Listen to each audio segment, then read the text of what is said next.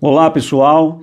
Estamos aqui mais uma vez para darmos continuidade ao nosso curso sobre contabilidade governamental.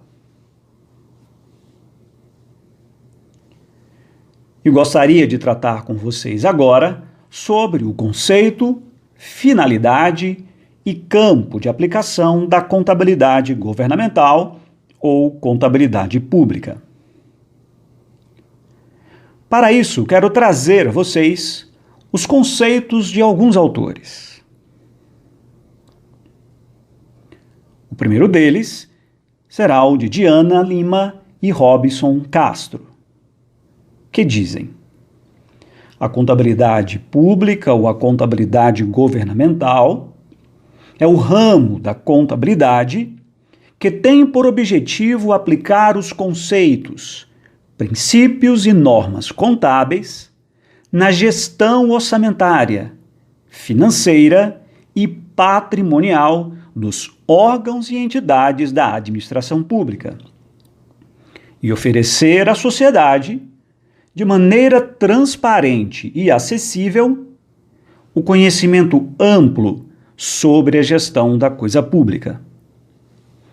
O que podemos destacar nesse conceito de Diana Lima e Robson Castro? O fato de eles trazerem ao nosso conhecimento a existência de 3 tipos de gestão dentro da administração pública. Vejam vocês, a existência da gestão orçamentária, a existência da gestão financeira e a existência da gestão patrimonial. Caberá, então, à contabilidade governamental ou à contabilidade pública aplicar os conceitos, princípios e normas contábeis dentro desses 3 tipos de gestão. O interessante também é que esses autores colocam como função ou como objetivo da contabilidade oferecer à sociedade, e vejam, de maneira transparente e acessível, o conhecimento amplo sobre a gestão da coisa pública. Eles destacam aí a contabilidade como um instrumento de controle social. Outro autor que gostaríamos de destacar é Lino Martins da Silva, quando diz que contabilidade governamental é uma especialização da contabilidade ciência, voltada para o estudo e a análise dos atos e fatos que ocorrem na administração pública. Veja que este autor, ele traz à tona aí o seguinte: a contabilidade governamental como uma especialização da contabilidade ciência. Em nossa aula anterior, nós comentamos, inclusive, que a ciência contábil, ela é um conjunto de outros conhecimentos. E aí destacamos, entre eles, o conhecimento na área da contabilidade pública, na área da contabilidade governamental. Desta forma, podemos então, assim como disse Lino Martins da Silva, destacar a contabilidade, e especificamente a contabilidade governamental, como uma especialização da contabilidade ciência, ou seja, como uma especialização da ciência contábil. E como o autor disse também, que estará voltada para o estudo e a análise dos atos e fatos que ocorrem na administração pública. Gostaríamos de destacar também o conceito de Hélio Kurama, quando ele diz que a contabilidade governamental ou a contabilidade pública é o ramo da contabilidade que estuda, orienta, controla e demonstra a organização e execução da fazenda pública, o patrimônio público e suas variações. O que podemos então destacar neste conceito de Hélio Kurzheimer? Que a contabilidade pública, que a contabilidade governamental, ela terá necessariamente 4 finalidades, quais sejam estudar, orientar, controlar e demonstrar tudo aquilo que acontece com o patrimônio público. E é interessante notar que este autor ele traz à tona o quê? A ideia do objeto de estudo da contabilidade governamental ou contabilidade pública, que é o patrimônio público.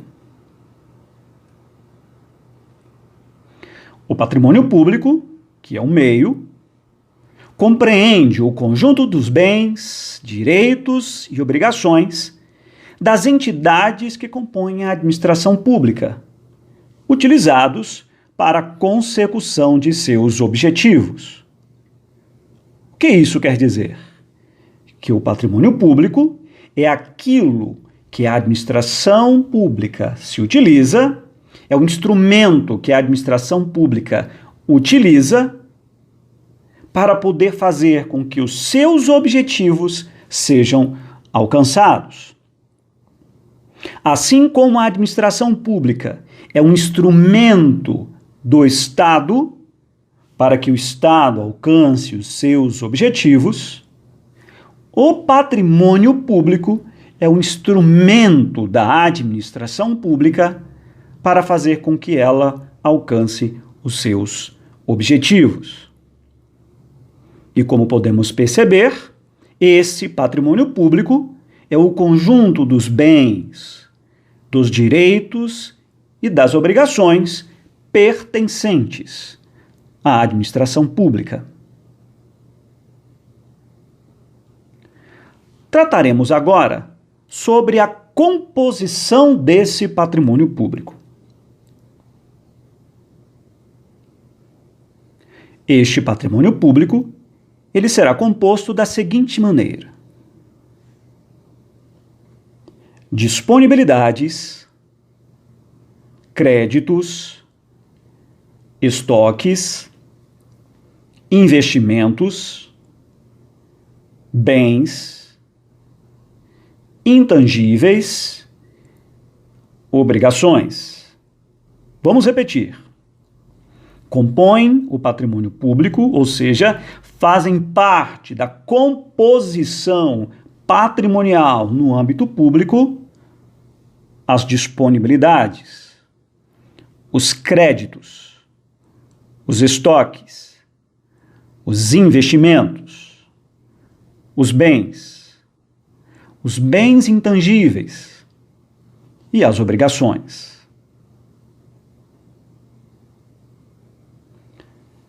O que seriam, então, as disponibilidades? Compreendem o somatório dos valores existentes em caixa e bancos, os depósitos bancários, bem como as disponibilidades equivalentes, aquelas que representam recursos com livre movimentação. Além disso, as aplicações financeiras de liquidez imediata. Repetindo, as disponibilidades compreendem o somatório dos valores existentes em caixa e bancos, neste caso específico, os depósitos bancários, bem como as disponibilidades equivalentes, aquelas que representam recursos com livre movimentação. Além disso, as aplicações financeiras de liquidez imediata. Dentro das disponibilidades, gostaríamos que você não se esquecesse de uma coisa: os saldos das disponibilidades financeiras do exercício anterior é receita extra-orçamentária do exercício atual.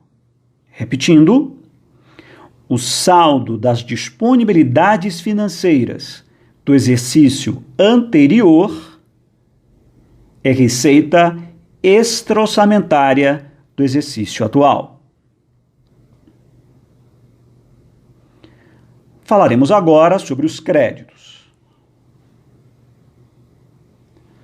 Compreendem todos os valores a receber de outras pessoas, sejam elas físicas ou jurídicas, por conta do lançamento de créditos tributários e contribuições sociais, dívida ativa tributária ou não tributária, fornecimento de bens e serviços, transferências, empréstimos e financiamentos concedidos, desde que realizáveis no curso do exercício social subsequente, adiantamentos concedidos a servidores a título de suprimento de fundos, diárias e ajuda de custo, que só deixarão de existir por ocasião da prestação de contas ou devolução dos recursos.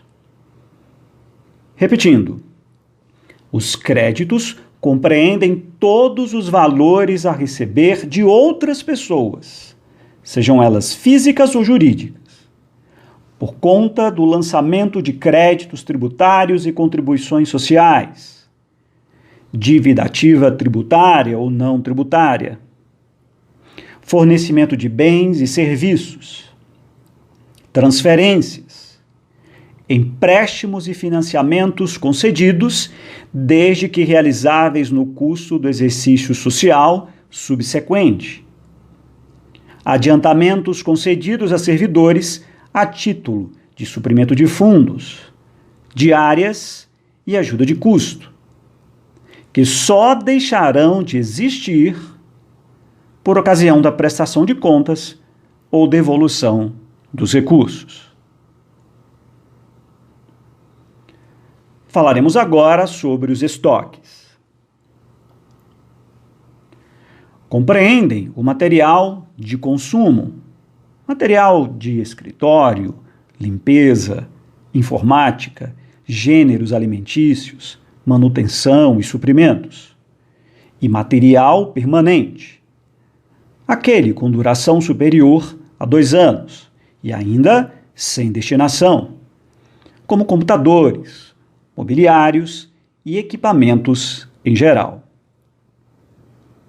Repetindo, compreendem o material de consumo, material de escritório, limpeza, informática, gêneros alimentícios, manutenção e suprimentos, e material permanente, com duração superior a 2 anos e ainda sem destinação, como computadores, mobiliários e equipamentos em geral. Falaremos agora sobre os investimentos. Tradicionalmente, os investimentos são concebidos na forma de participações no capital social de empresas estatais, como as empresas públicas e as sociedades de economia mista, por meio de cotas ou ações. Temos como exemplo o Banco do Brasil e a Petrobras. São avaliados pelo método da equivalência patrimonial quando tiverem influência significativa, ou pelo custo de aquisição nos demais casos. Vamos repetir o que podemos entender por investimentos.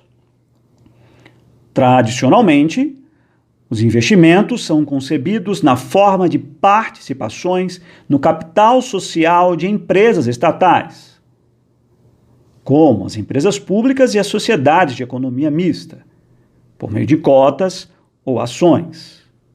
Um exemplo disso, o Banco do Brasil e a Petrobras. São avaliados pelo método da equivalência patrimonial quando tiverem influência significativa, ou pelo custo de aquisição nos demais casos. Trataremos agora sobre os bens.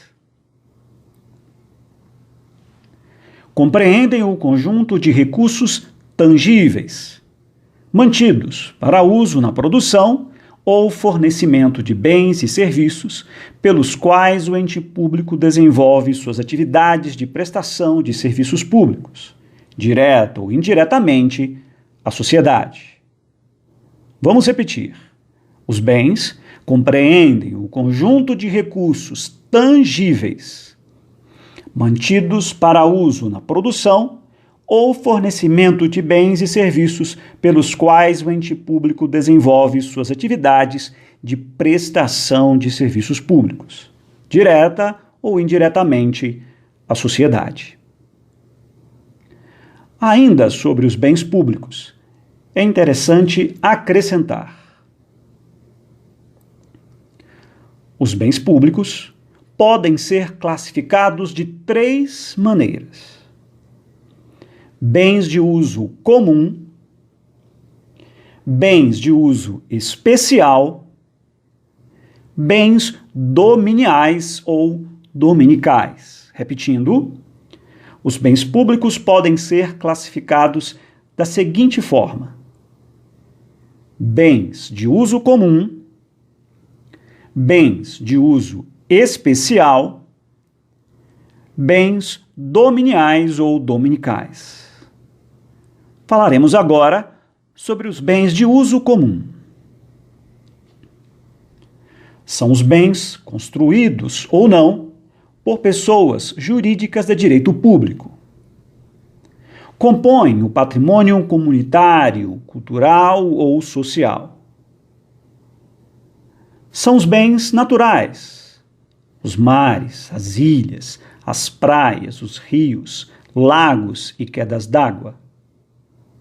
Os bens artificiais ou de infraestrutura, como as estradas, as pontes, as ruas, as praças, os sistemas de esgotamento e abastecimento de água, rede de comunicação. E os bens culturais: monumentos, prédios históricos, reservas naturais e sítios arqueológicos. Vejam que os bens de uso comum podem ser classificados ainda de 3 maneiras: bens naturais, e aí estão os exemplos, bens artificiais ou de infraestrutura, e aí também estão os exemplos, e os bens culturais. Quanto aos bens de uso especial, são os bens destinados ao uso das repartições públicas para a prestação de serviços públicos à sociedade.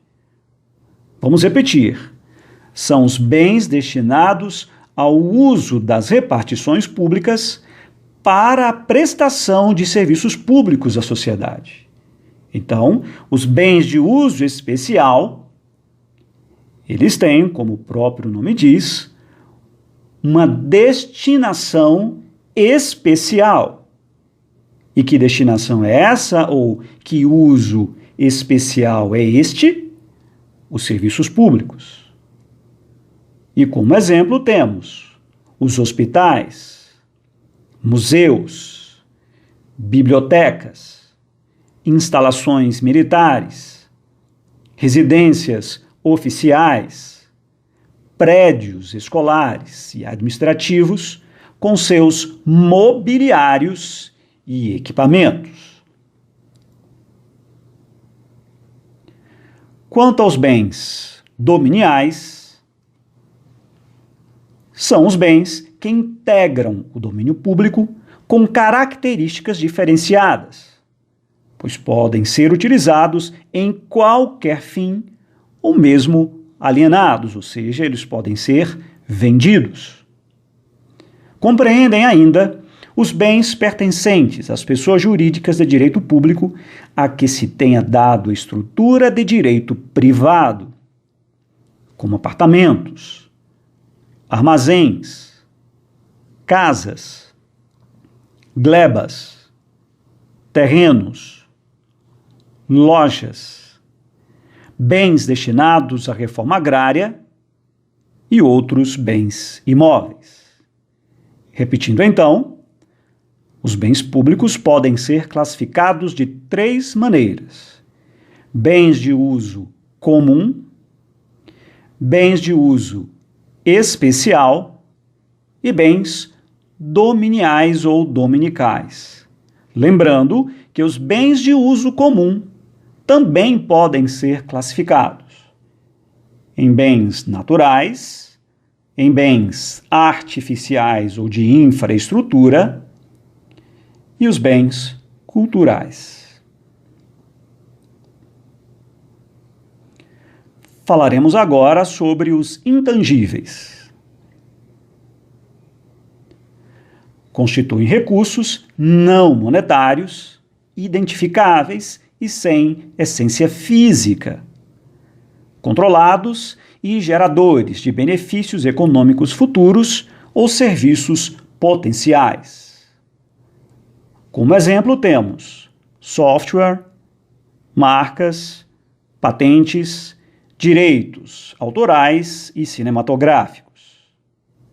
Repetindo, os intangíveis constituem recursos não monetários, identificáveis e sem essência física, controlados e geradores de benefícios econômicos futuros ou serviços potenciais.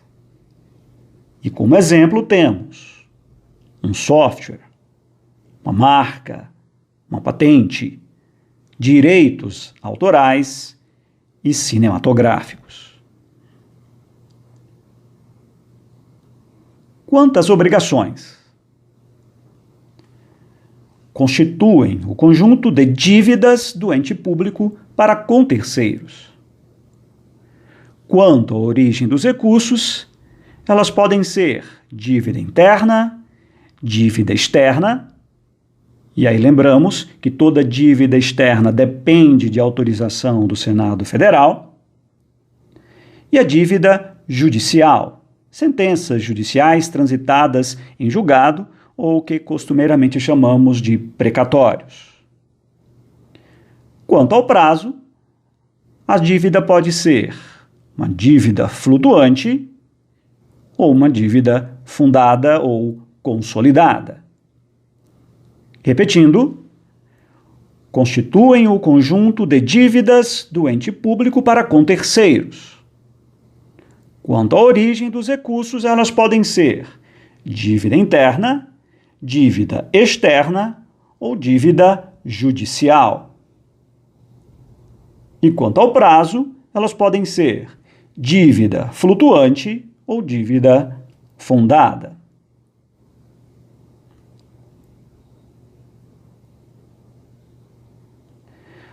Falaremos agora sobre a administração pública no que se refere ao campo de aplicação da contabilidade governamental. Então, sobre a administração pública, o que preciso saber? Sabemos que a administração pública ela está dividida em 2 principais grupos. O que chamamos de administração direta, da União, dos estados, do Distrito Federal e dos municípios, e a administração indireta, da União, dos estados, do Distrito Federal e dos municípios. Então, a administração pública, ela está dividida em 2 grupos principais, ou ela pode ser classificada de 2 formas principais. A administração direta, quando mantém uma relação direta com o chefe do poder, e a administração indireta, quando esta relação com o chefe do poder, ela se dá de forma indireta.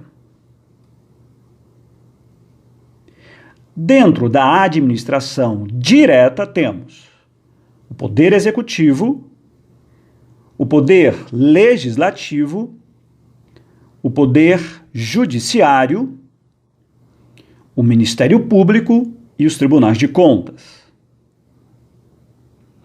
Dentro da administração indireta temos as autarquias, as fundações públicas, as empresas públicas, as sociedades de economia mista e os serviços sociais autônomos.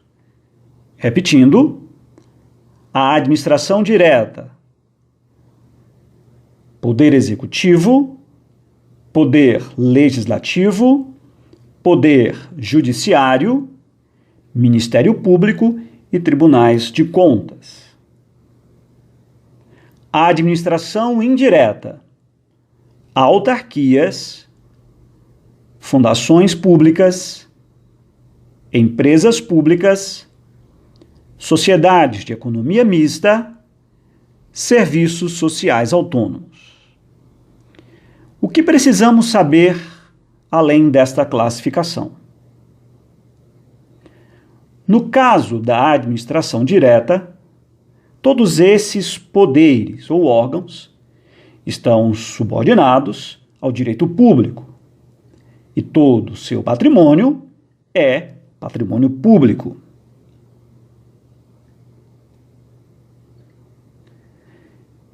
Nesse sentido, o campo de aplicação da contabilidade governamental será todas essas entidades.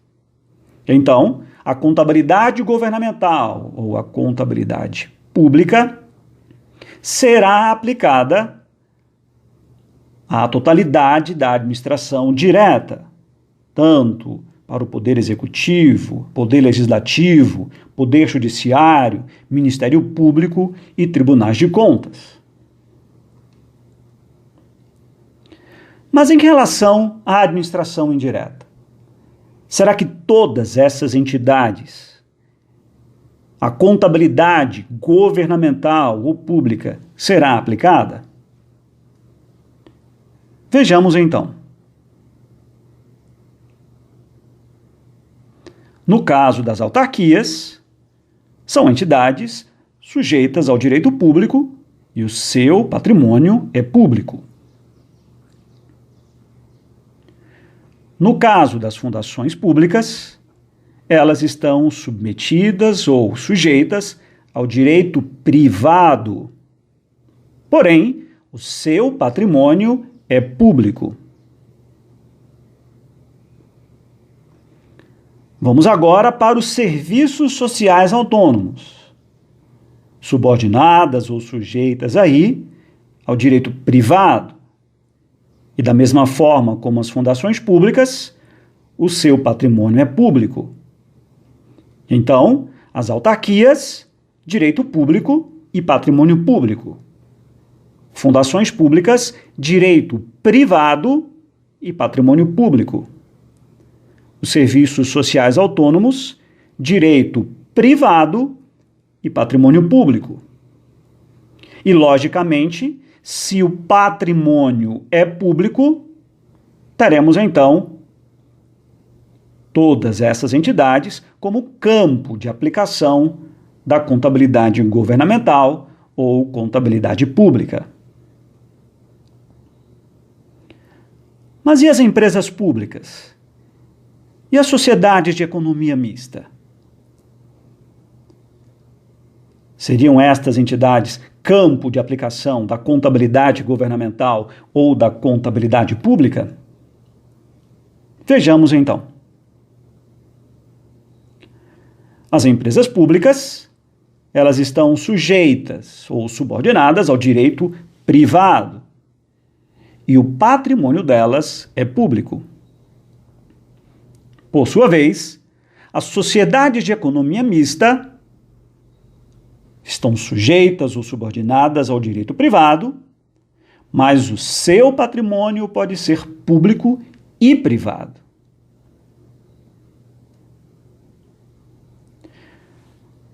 O que dizer então das empresas públicas e das sociedades de economia mista em relação à contabilidade pública ou à contabilidade governamental? Essas entidades se utilizariam da contabilidade pública ou da contabilidade privada? E aí eu digo a vocês o seguinte, que todas elas se utilizarão da contabilidade pública apenas se fizerem uso de recursos da Lei Orçamentária Anual para pagamento de 3 coisas: despesas de pessoal, despesas de custeio, despesas de capital. E neste caso aí, excluído o aumento de participação acionária.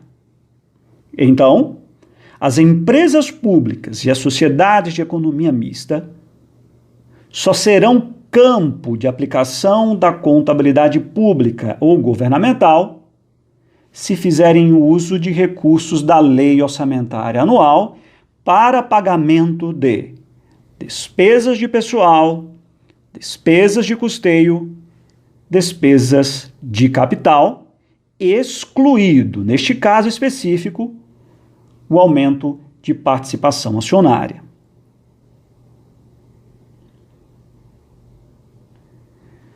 O que precisamos acrescentar em relação a isso? Quando essas empresas ou sociedades, quando essas organizações fizerem uso da contabilidade pública, pelo fato de fazerem uso de recursos da Lei Orçamentária Anual para pagamento de despesas de pessoal, para pagamento de despesas de custeio e para pagamento de despesas de capital, se elas fizerem uso, serão chamadas de estatal dependente.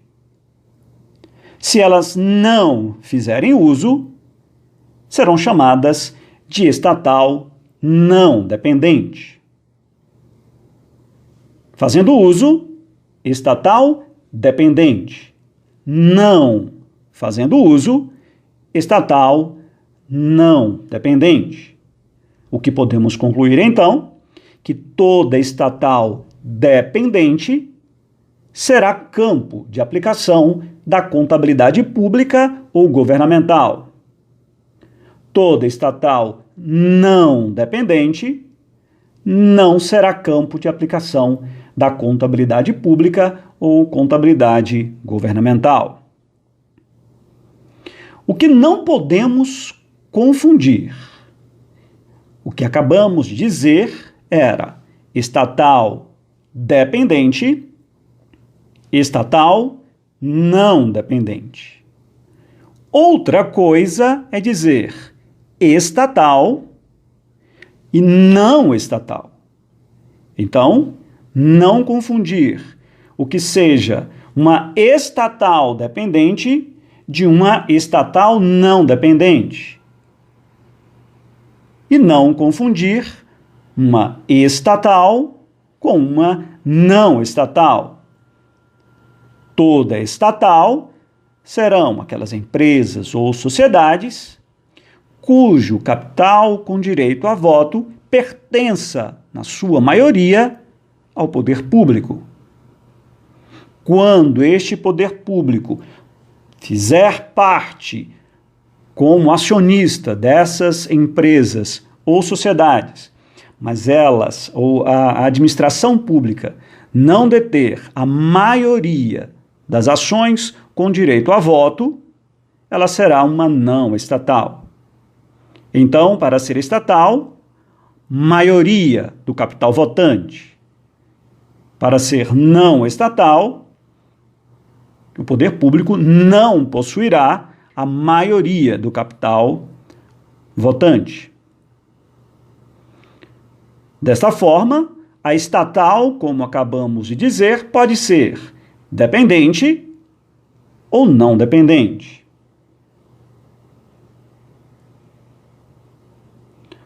Alguns exemplos de estatal dependente: a Embrapa, a Radiobras, a Conab. Exemplos de estatal não dependente: Petrobras, Banco do Brasil, Caixa Econômica Federal, Infraero, Correios.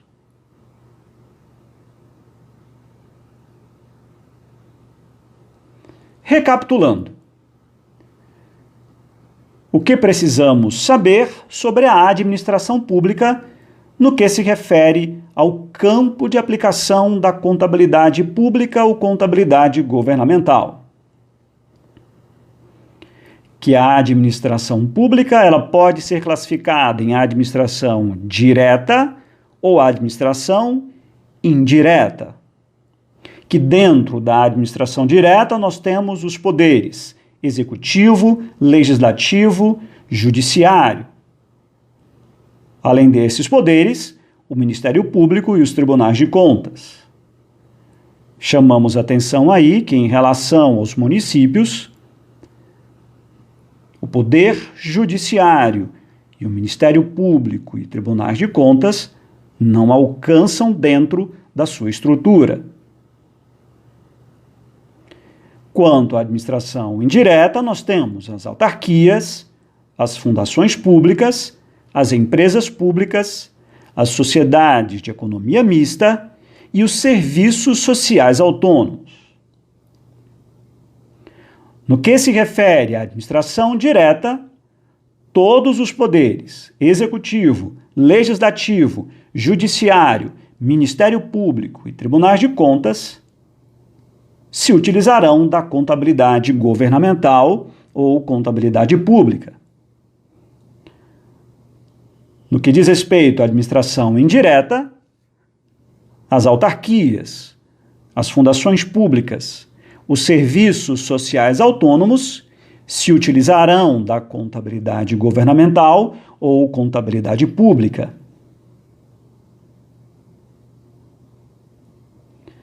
No que diz respeito às empresas públicas e às sociedades de economia mista, elas só utilizarão a contabilidade pública ou a contabilidade governamental se fizerem uso de recursos da LOA para pagamento de despesas de pessoal, de despesas de custeio, de despesas de capital, excluído, neste caso, o aumento de participação acionária.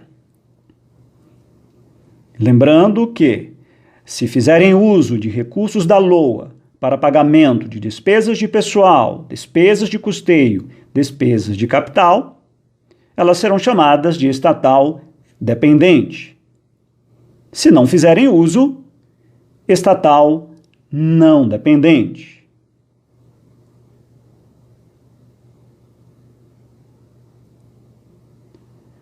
Falando em LOA, vocês devem estar lembrados que a Constituição Federal de 1988, em seu artigo 165, criou o PPA, a LDO, e deu uma nova roupagem à Lei Orçamentária Anual. E que roupagem foi essa? Quando analisamos a Lei Orçamentária Anual, percebemos que dentro da Lei Orçamentária Anual nós temos receitas públicas e despesas públicas. E dentro desta lei orçamentária, nós temos 3 tipos de orçamento: o orçamento fiscal, o orçamento da Seguridade Social e o orçamento de investimento das empresas estatais. Repetindo, dentro da LOA, nós temos receitas públicas e despesas públicas.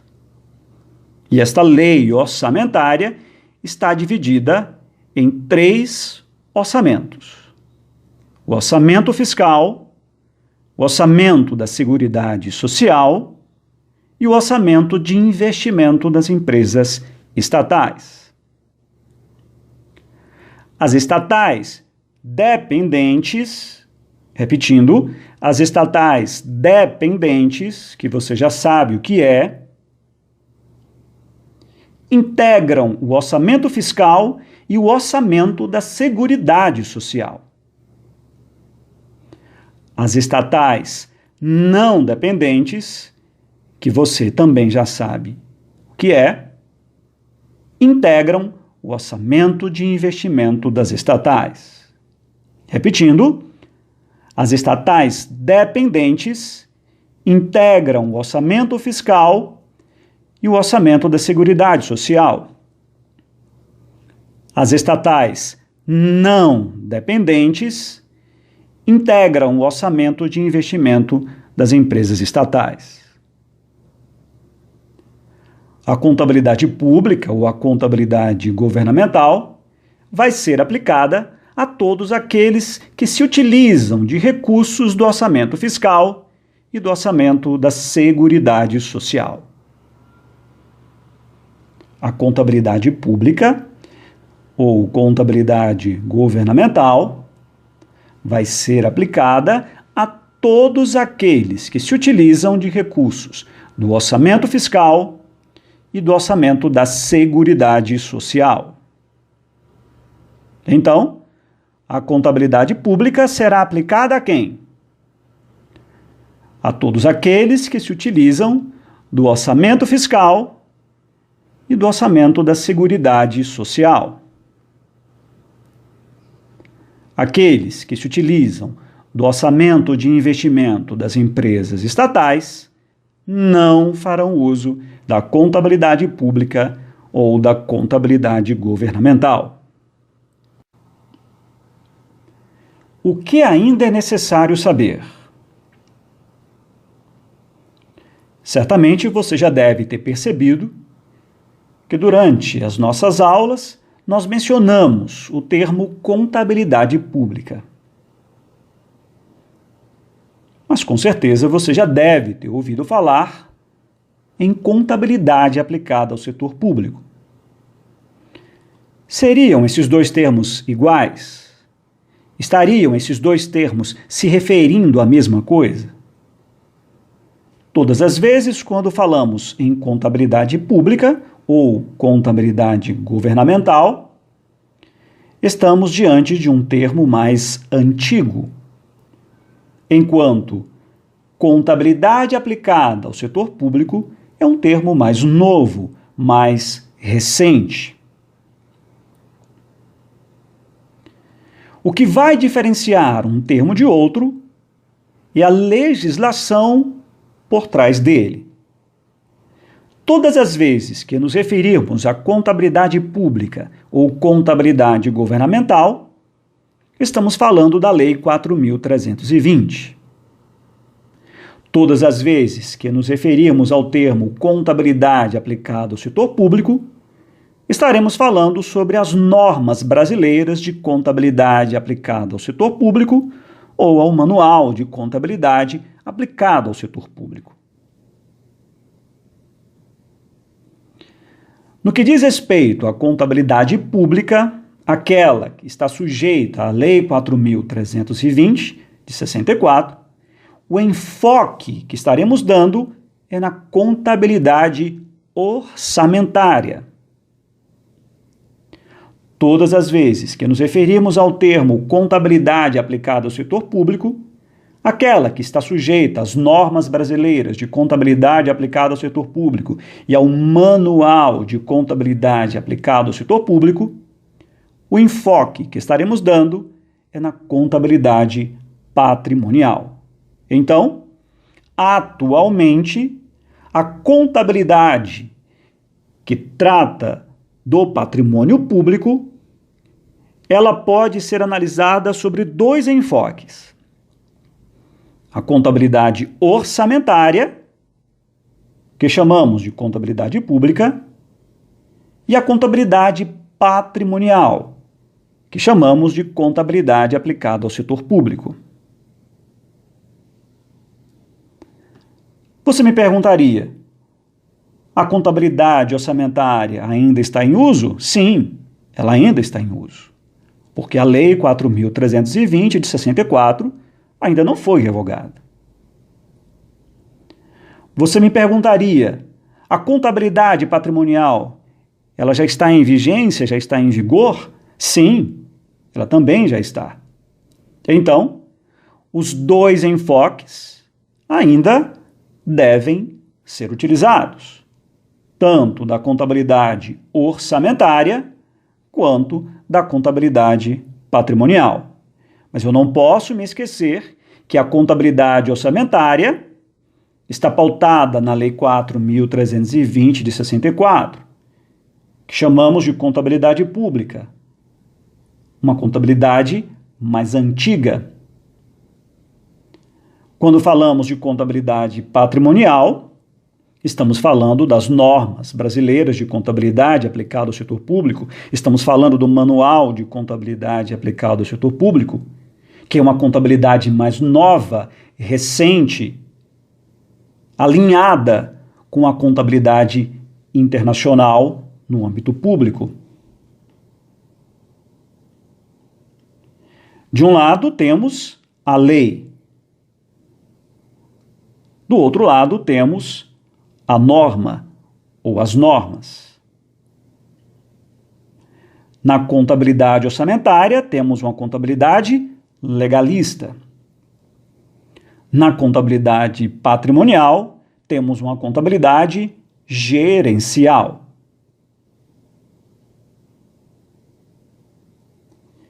E como se dará o nosso estudo?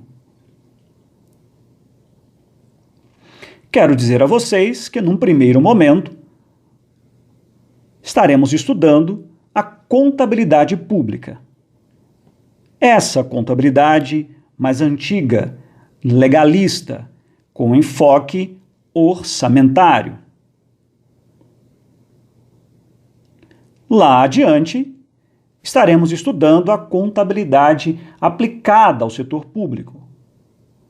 Uma contabilidade mais recente, gerencial, com um enfoque patrimonial.